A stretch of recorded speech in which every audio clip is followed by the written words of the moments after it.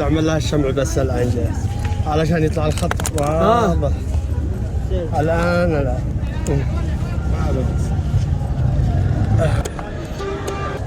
ايوه ما عليك ما عليك. هذا الشيء عليك انت يا حبايب قلبي، هذا الشخص لقيته الان في سوق 30 معهم بطرقه ومسمار وشويه ويسرات تدخل زي الخيطم في صباعك، وقال انه بينقش اي اسم بالخيطم هذيك الساعه سريع، فانا قلت لي اكتب ابو صالح، فانا هؤلاء محوشين كلهم ما شاء الله بيبصرون.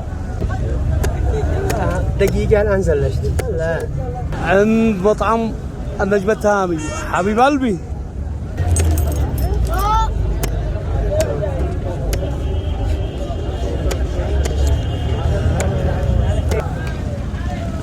اعمل لها الشمع بس الان جاهز علشان يطلع الخط واضح. الان لا هذا ابو صالح.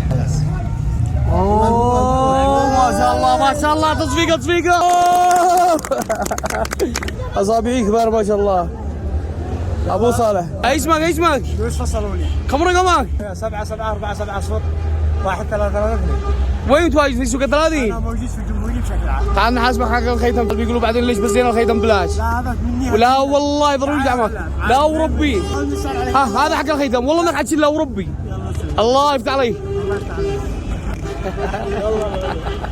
هذا يستحق الدعم ويستحق النشر ما شاء الله عليه تبارك الله.